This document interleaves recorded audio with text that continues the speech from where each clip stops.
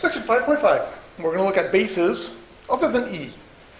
Up to this point, we've had exponential functions, and we've had logarithmic functions, but only base e. Base e shows up a lot, shows up in a lot of applications, a lot of places, but occasionally it's nice to use bases other than e. Anybody have any examples of where it's nice to use bases other than e?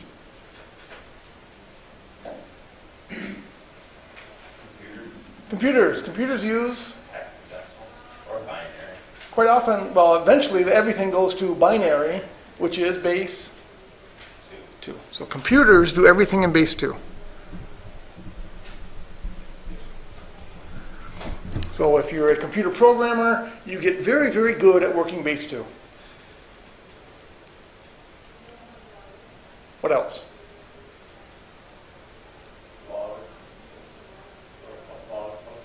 Okay, so log base what? And where might you want to use log base 10? Okay. I use it for like instrument data. Use it for what? Instrument data. I run chromatography instruments, and my results are they're logarithmic. Logarithmic and So quite. I guess it makes it so I can do things on a small scale as opposed to. Correct. We quite often use a logarithmic scale when we're dealing with very large numbers and very small numbers. It makes the scaling more reasonable. And quite often we use log base 10. And why would you want to use log base 10? What's special about log base 10? No, ln is log base e. And that's called the natural log. This log base 10 is called the common log. What's common about the common log? What's that? No, that doesn't equal 1. Is it that it's base 10? Yeah, what's special about base 10? That's what all our numbers are system. Our whole numbering system is in base 10, isn't it? For example, 5,000 can be written as 5 times 10 cubed, if you write things in scientific notation. Our entire numbering system is done in base 10.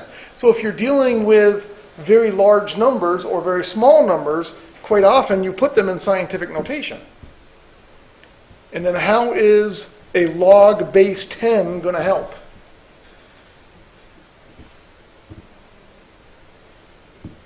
What's log base 10 and 10 to a power going to do to each other? They're going to reduce each other. So if I do the log base 10 of 5,000, that's log base 10 of 5 times 10 cubed. What do logarithms do to multiplication? They break them into addition. So this is log base 10 of 5 plus log base 10 of 10 cubed. But log base 10 of 10 cubed is 3. So this is log base 10 of 5 plus 3. Which is pretty close to the number 3. Log base 10 of 5 is a pretty small number. So if you're dealing with large numbers, if you had a graph like this,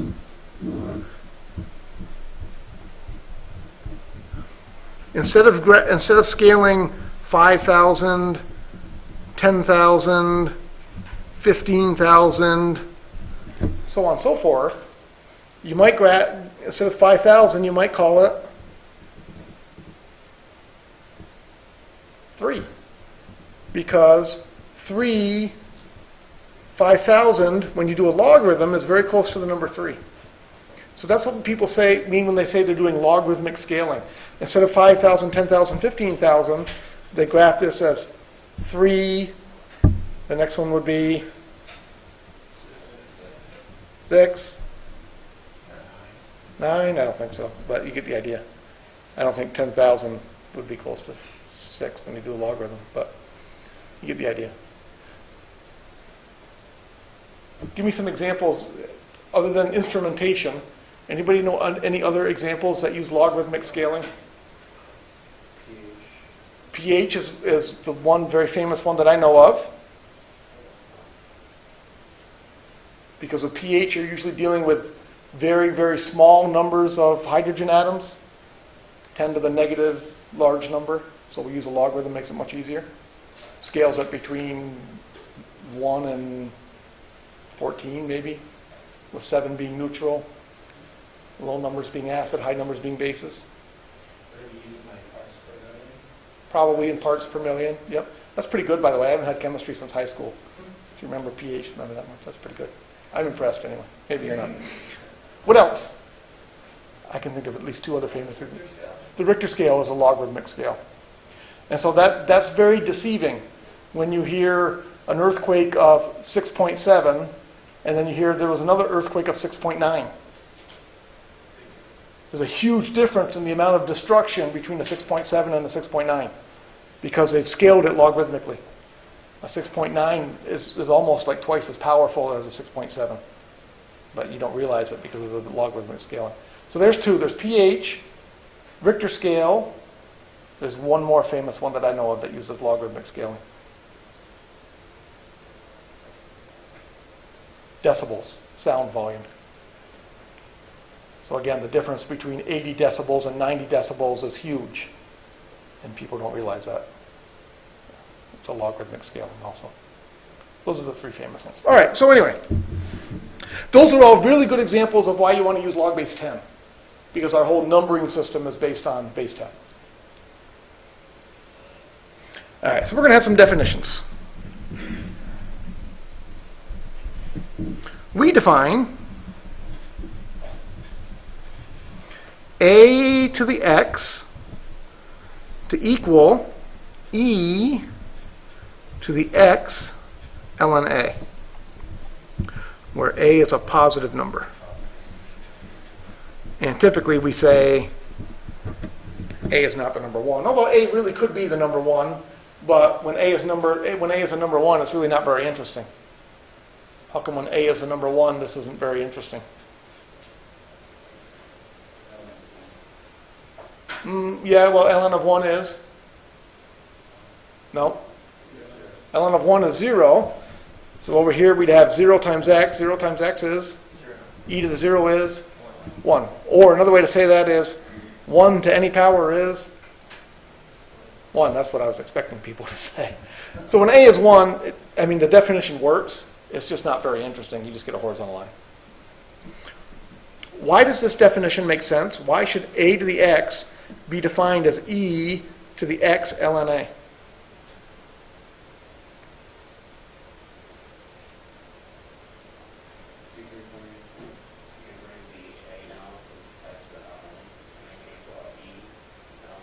Close. Ln brings the exponent from the a down to the front, and then ln cancels. Correct. On this right-hand side, what does this x do? X can go in and become an exponent, can't it? And then what do e and ln do to each other? They cancel each other out. So it does make sense that that should be a to the x. And then we define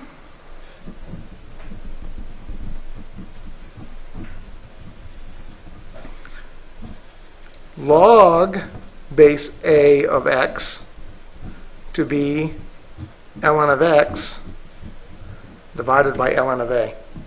And again, we need a to be a positive number. A cannot be the number 1. Oops, I said a has to be a positive number, not bigger than 1. A has to be positive. A cannot be 1. How come a has to be a positive number this time? True, I can't divide by 0. That's why a can't be the number 1. A can't be the number 1 because then I'd be dividing by 0. How come a has to be positive? Because our rule is what kind of numbers can we plug into natural log? Only positive numbers. How come a had to be positive back here? What's wrong with negative 2 to the x?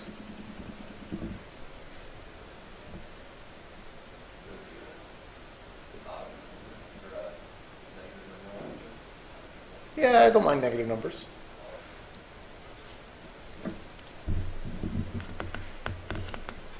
There's something else that's wrong.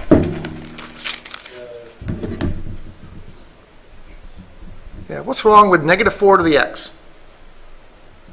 Well, the reality is there's nothing wrong with it, but there's something happens that we don't like. What happens if I plug in x equals 1? What do you get? Negative 4. That's okay. What if I plug in x equals 2? I get 16. Shifts back and forth, but that's not a terrible thing. It just means the function's not going to be continuous. Here's the bad thing. What happens if x is a half? What's negative 4 to the 1/2? Yeah, that's the square root of negative 4, which is 2i. That's what we don't like. We don't deal with imaginary numbers in this class. That's why we don't want a to be a negative number. If a is a negative number, you end up getting imaginary answers sometimes. You do not. In Calc 3, you do not deal with negative numbers. So with complex numbers. we never deal with I again. No, that's not true. That's not true. When you take differential equations, also known as Calc 4 sometimes, I will show up again. And I will probably be the teacher too, so that's two different words of using the word I. I happen to be teaching differential equations this semester. And then, if you go on and take more math, you might take a class called complex analysis, where everything has I's in it. Why? Sounds painful. Sounds painful. Yeah, it was, as I recall. It's not one of my favorite classes. Yeah, I have to reroute the things and go around them. This does make a good question that we very rarely answer. What are complex numbers good for? Torturing each other and scaring them. No. Any electrical engineers in here? I guess we don't need to worry about it then. Complex numbers come up in a lot of the theory of electricity. And that's the most common application that I know. Without complex numbers, we wouldn't have electricity. So, but if you're not electrical engineers, you won't take a course in electronics. You won't learn about that. All right. Well, here are some other places where you see different bases. What happens if you invest money in a bank? What happens if you give the bank your money? What do they do with it? Almost no interest. You get almost no interest. They do give you some interest, though, don't they? And how does a bank figure out how much interest they need to give you?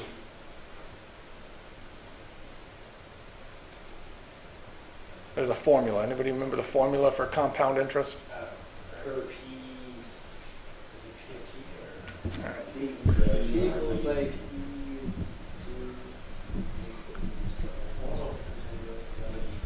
That's right. There are two formulas. One of them deals with compounding continuously, which no bank in the world will ever pay you.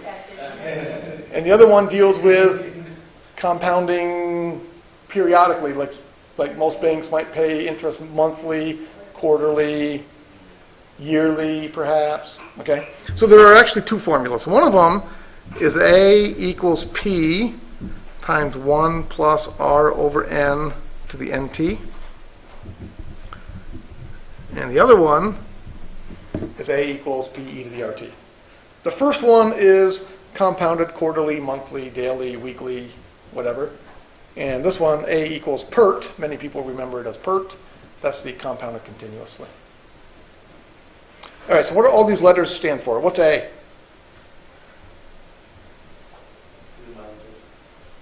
Amount of money you're going to have in the future. A equals accumulated amount, but I can't spell accumulated, so I spell amount in the future.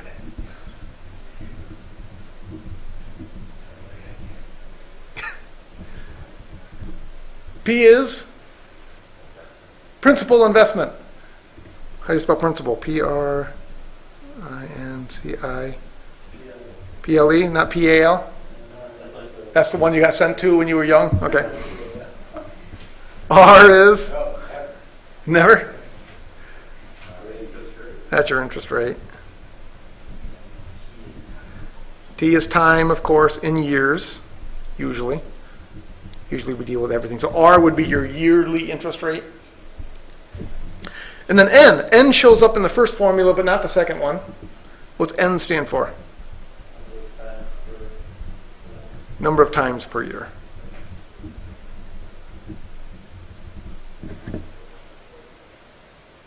So if you're earning interest quarterly, N would be 4. If you're earning interest monthly, N would be 12. All right. So you might have something like you invest. How much money do you have to invest? -$6. -$6. How about we go with $600? At, what's our interest rate? All right, right now interest rates are terrible, but just for fun, let's say we call it 2%. If you can get 2% interest today, take it. Because you're right, the banks now are paying like 0.03%. I mean, you might as well keep your money in your mattress, it's safer. What's that? You can borrow at 2% right now. Yeah, you can get like car loans and stuff at 2%. I know I have a car loan right now that I'm paying 1.9% on, which is a pretty good deal.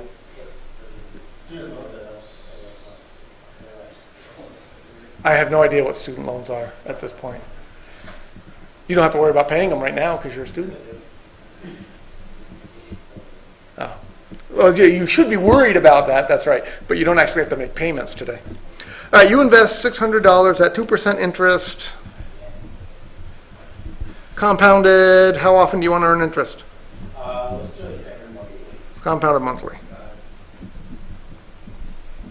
How long until you have $1,000 in the account? You don't want to wait that long? Oh, you don't think you'll live that long? Well, we'll see. All right, so what numbers do we know? Do we know A?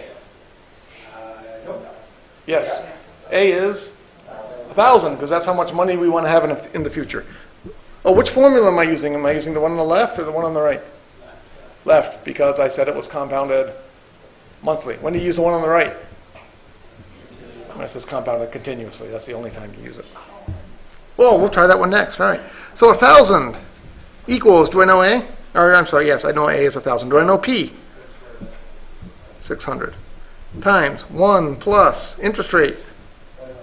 0.02 divided by 12 raised to the, nope, 12t. N is up there. It's N up there. All right, so we have 1,000 equals 600 times, calculator I did,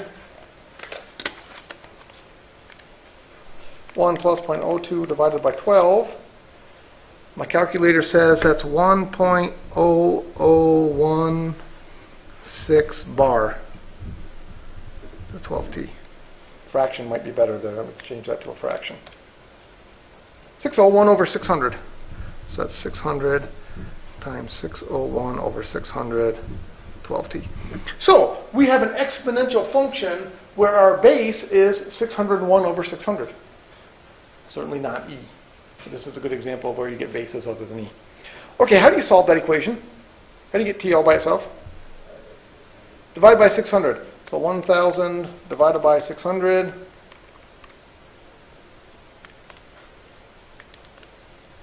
That's 5/3. Equals 601 over 600 to the 12t. And then what do you do?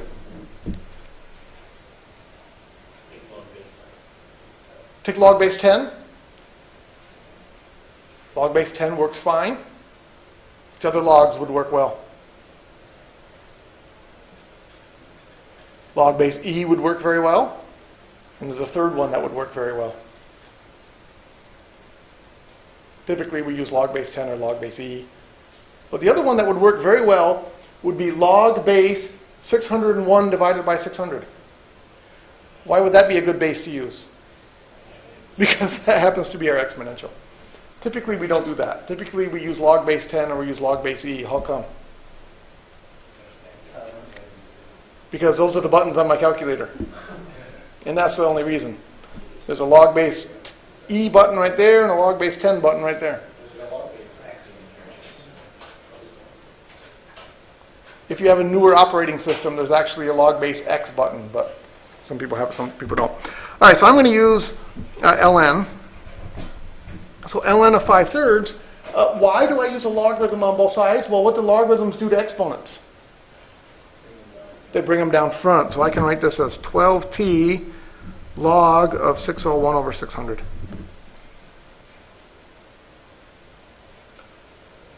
And finally, I get t all by itself by dividing. So t is ln of 5/3 divided by 12 ln of 601 over 600. I grab my calculator and I start typing ln of 5/3 divided by 12 ln 601 over 600.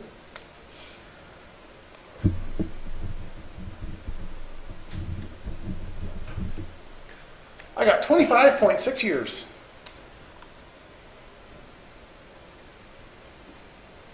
So you let that money sit there for 25 and a half years and you'll gain $400 in interest. It's taxable interest. Yeah. And of course, the rate of inflation is more than 2%, so that $1,000 is worth about $400. So you've lost money on the deal. Might as well spend it all today.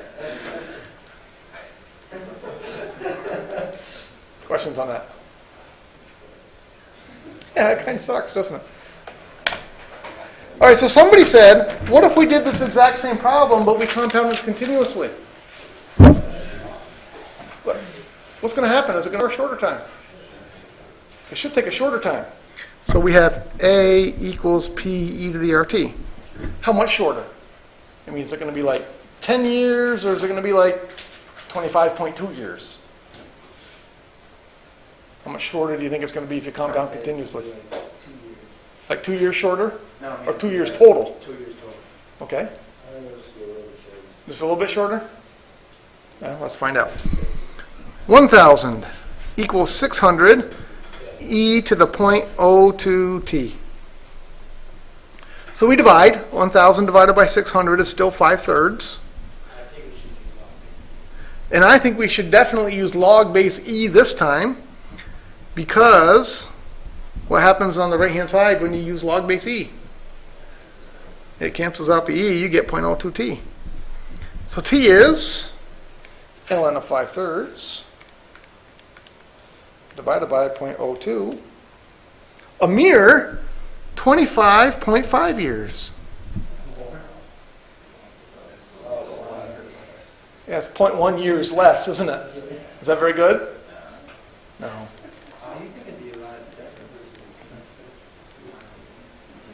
You'd think it'd be a lot different, but it really isn't, is it? So how come banks don't pay it compounded continuously? It'd be more work for them. Yeah. And in reality, it really doesn't make much of a difference, does it? And if you're getting paid quarterly or you're getting paid continuously, the rate at which your money grows doesn't change all that much, does it? Questions on that? All right, well, this function that we have here, though, is kind of an interesting function. A equals P times 1 plus R over N to the NT. Let's, for fun, say that P is $1.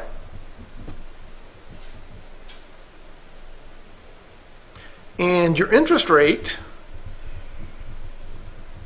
is 100%. How would you like that?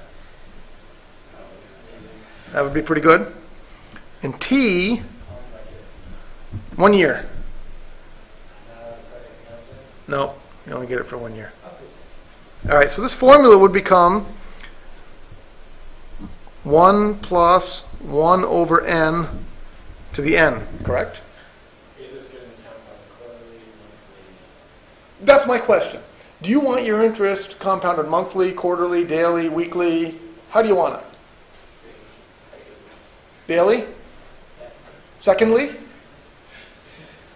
All right, so let's build a table just for fun, and we'll see how this changes. So this is going to be N, and this is going to be A. So let's say we started, we only earned interest one time a year. I like that because I think I can do this in my head. 1 plus 1 over 1 is? 2 to the 1 is? 2. That makes sense, right? Because we had 100% interest, so we doubled our money. $2. What if we earn interest quarterly? Are we going to get more money or less money?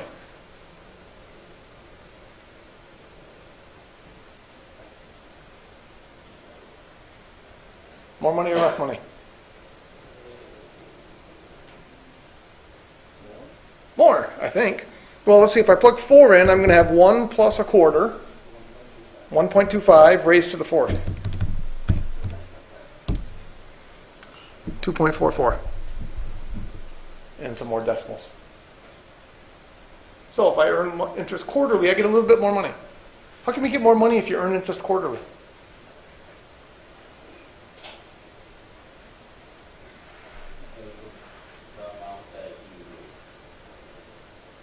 Okay, so you put your money in the bank. What happens 4 months later? They add your interest. Well, I'm sorry, what happens 3 months later if we're doing it quarterly? They take the interest. They give you some interest, right? And they throw it back into your account. And then what happens 3 months after that? You got the interest. They add interest on it, but it gives more. You earn interest on your original dollar, but you also earn interest on your interest. And then 3 months after that, you earn your interest on your dollar plus interest on your interest on your interest. And it keeps going. All right. So what if it's monthly? 1 plus 1/12 raised to the 12th. You get $2.61. What would be better than monthly? Daily. Let's go to daily. 365. 1 plus 1 over 365 raised to the 365. 2.71, and I'm going to put some extra decimals here. 4, 5, 6, 7. Hourly, how many hours in a year?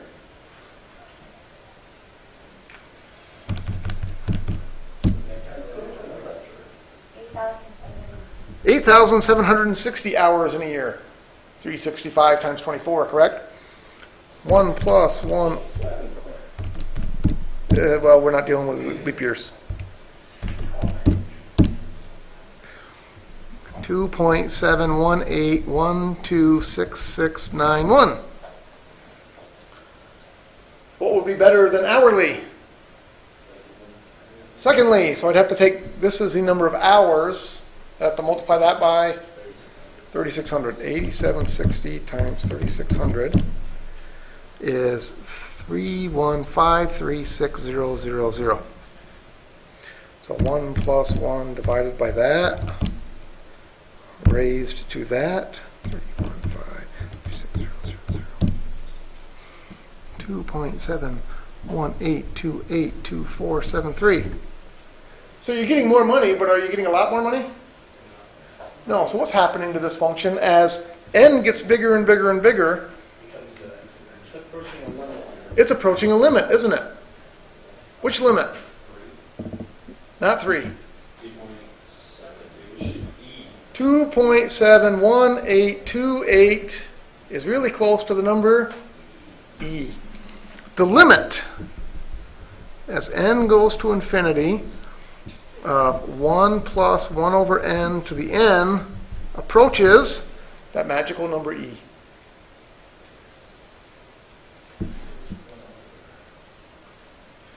And that's where that compounded continuously formula comes from. That's why it has an e in it. Because what does compounded continuously mean? It means it's not once a year or quarterly or monthly or daily or hourly or secondly. It means it's all the time.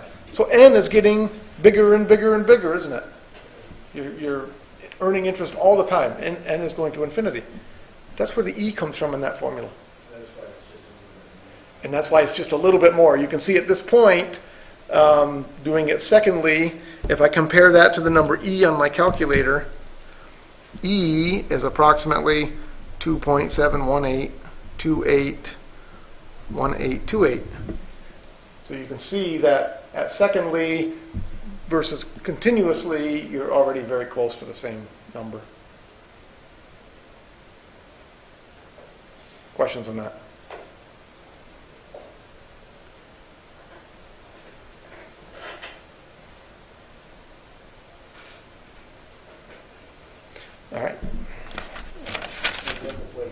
Go ahead. Is it worth the wait? Oh, is it worth the wait? Is what worth the wait? Waiting a year with $1. So you get it. If you can earn 100% interest, it's worth waiting a year. No matter how much money you have to start with, it's worth waiting. Doubling your money at least doubling your money every year is a good thing. Okay. I have a question for you. This has to deal with mortgages and stuff. When you get a mortgage or when you have a credit card, they always tell you your annual interest rate. So what's your annual interest rate on your credit card? You don't have one.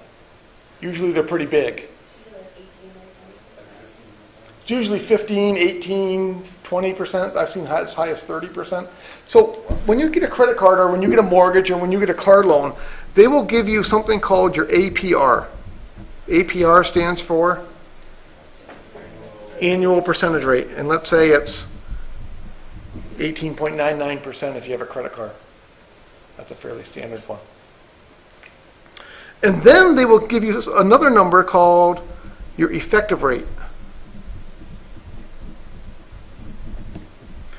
which will be higher. It might be something like 21.34%. What's that?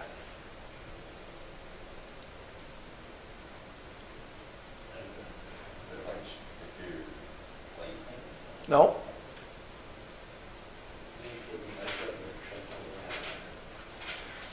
Well, isn't the APR, is that a minimum? No. This is what it is.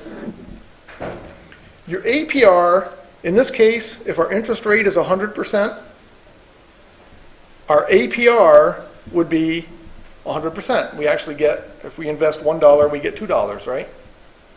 But what happens when you invest money quarterly? Your $1 turns into more than $2, so you're earning more than 100%, aren't you? What percent are you earning? That would be your effective rate. That's what your effective rate is called. And so when you get a mortgage, or when you get a credit card, or when you get a car loan, they're going to tell you your effective rate, your annual rate. This would be the interest rate if you only had to pay interest one time per year. But you don't have to pay interest one time per year. What do you have to do?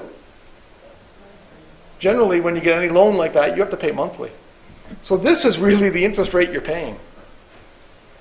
So they hide that on you. They tell you this is your interest rate, but that's not really true.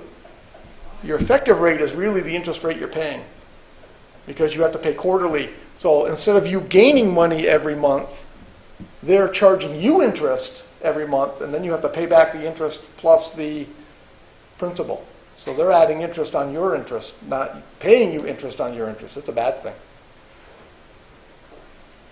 And a funny story, a number of years ago, I went to refinance my house. And the loan officer I was working with told me, here's your APR. It was not 18.99% on my house. It was more like 5%. And here's your effective rate. And it was like 5.3%. And she said, but I don't really know what that means. And I'm like, you're a loan officer and you don't understand what that means? And so I had to explain it to her. How else are they going to learn, right? So that was very disturbing to me. Don't worry about that second number. Yeah, charge me the first one. I like that one better. But that was very disturbing to me that the loan officer did not know what effective rate meant. And so how can you explain to people what you're really charging them for interest? She didn't know. Disturbing. All right. So effective rate is related to the number of payments you have per year, just like your interest is related to the number of payments you have per year. Correct. Your effective rate is related to the number of payments. So if your APR is 18.99% and you pay quarterly, then your effective rate would be lower. But if you pay monthly, then your effective rate is higher because the interest they're charging you is higher than the interest, because they're adding interest every month instead of only adding interest every quarter. So if you get in charge of 2 payments. Yeah, but it's very common monthly. I mean, I've never seen a mortgage. They usually don't give you an option. They usually don't give you an It option. just comes. Yeah, they don't usually give you an option on that. It's monthly. I heard of a low income mortgage option that was payment every 2 months or every 2 weeks. So that way it works with like paychecks, and that would help people pay on their principal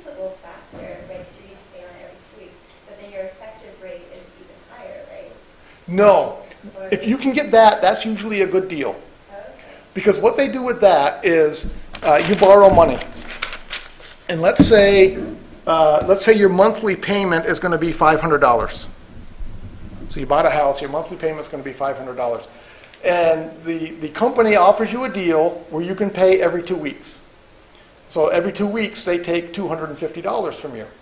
So what they do, at the end of 2 weeks, they take $250, and typically what they do is they hold on to it. They don't do anything with it. And then 2 weeks later, they take another $250 for your $500. And they take that $500 and they pay the company. Okay? But they make your monthly payment. How many days in a month? 30. But 4 weeks is only 28 days. But then they start over again. So what happens eventually is you start making extra payments. So eventually you get to the point where you're a month ahead. So then they take that $500 and they apply the whole $500 to the principal. You're not paying any interest that time. And so if you can get that deal, that's a good deal, because what basically is happening is instead of making 12 payments a month, instead of making 12 payments a year, you're paying off 13 payments a year. But you're only getting charged for 12. So in essence, you're making one extra payment a year. But anyone can pay on the principal early. You don't have to have someone else who's going to. Correct. Right? Most loans do allow you to pay off the additional on the principal without any fee. So for example, I know my mortgage payment is something like $430. I send them $500 every month. So the extra $70 goes directly against the principal. They can't just refuse and like, oh, you're not going to take it. Well, you got to be careful when you sign for your loan. There can be penalties for paying off your loan. Some loans charge penalties for early payment Because they know they're missing out on that interest. because they're missing out on the interest. So you got to be careful. That's something you got to look for when you sign up for your mortgage. That's tricky. It is tricky. Out of the 30, 40 pages, it's more Right.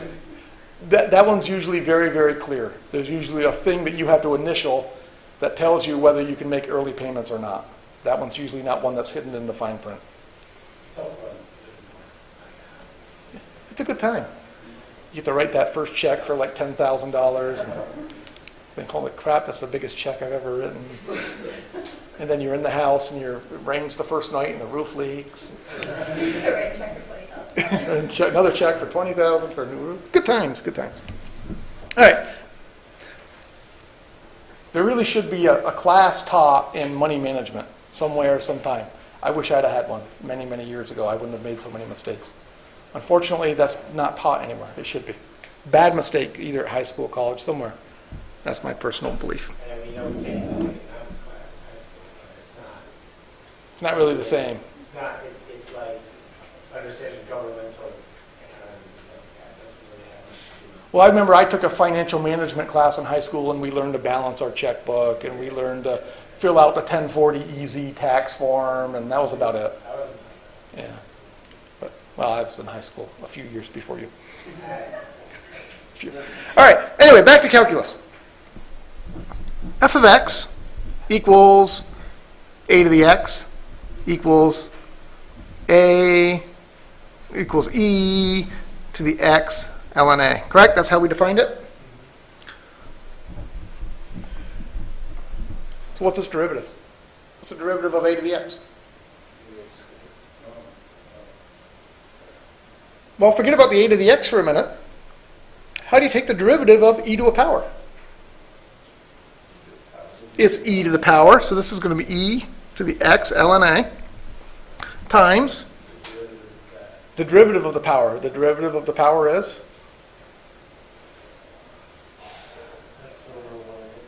Nope.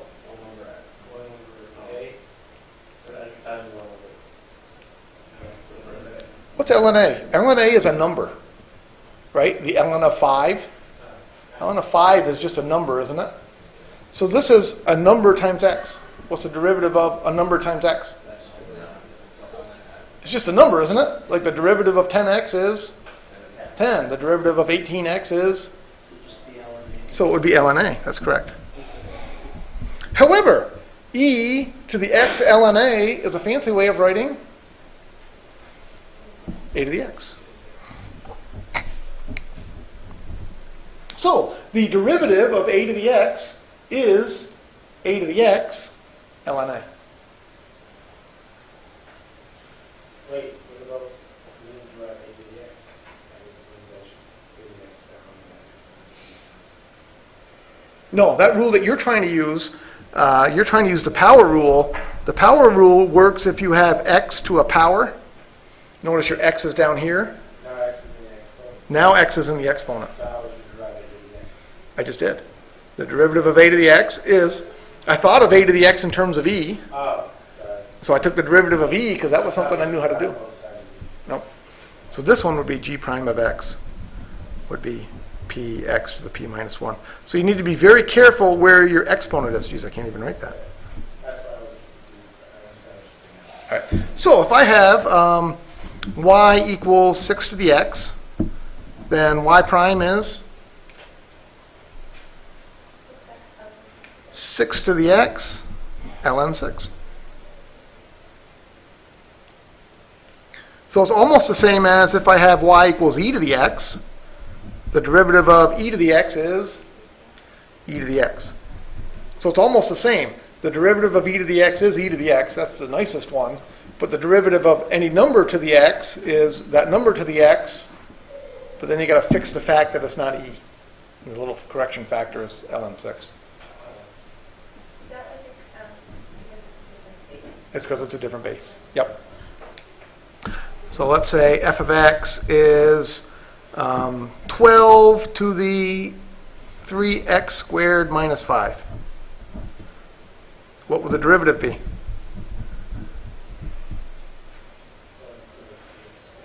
Twelve to that power. 12 to the 3x squared minus 5. ln of 12. It's always ln of the base, right? A to the x, ln of the base. But then you're right. I think what you're trying to say is that's not just the letter x anymore, so I got to do something else. The chain rule. The chain rule. So we got to multiply by. So that this is the ln of the base. Oh, the reality is I'm multiplying, so I can put them in any old order that I like. So I just put the ln 12 there. I don't know why. I could have put the 6x first. It doesn't matter. Okay. How about g of x equals x squared times 2 to the x? What's its derivative?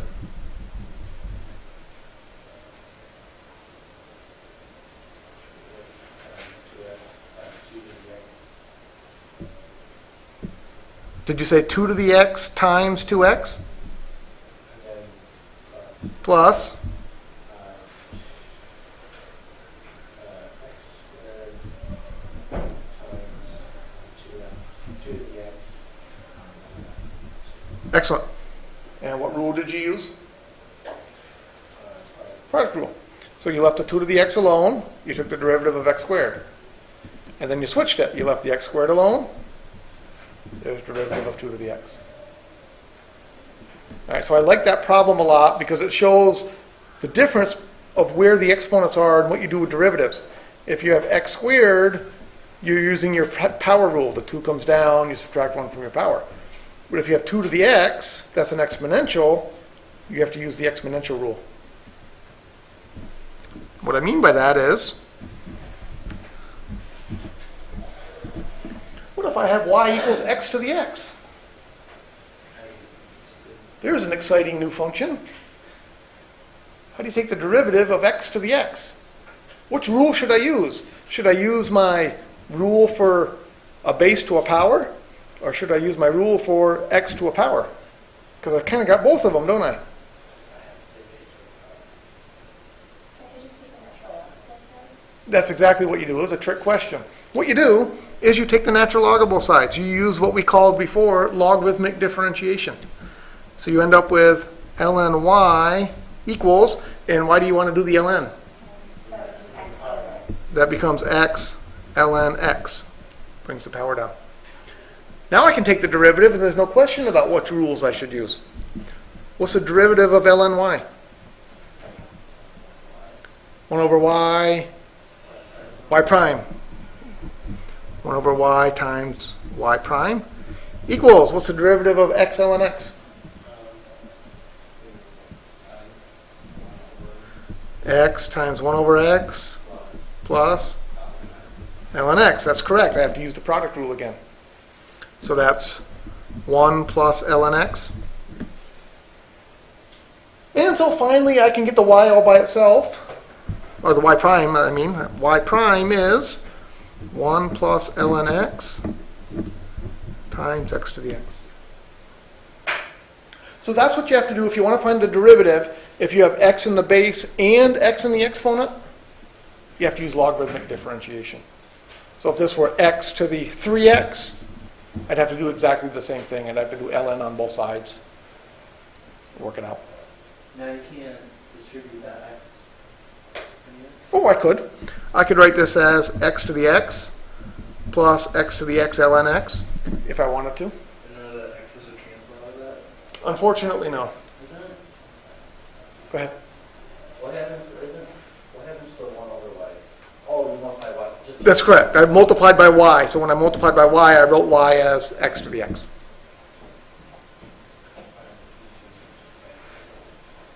All right, tomorrow we will continue with this section. We'll talk about derivatives of logarithmic functions. And then we got to do antiderivatives. Antiderivatives also. See you tomorrow.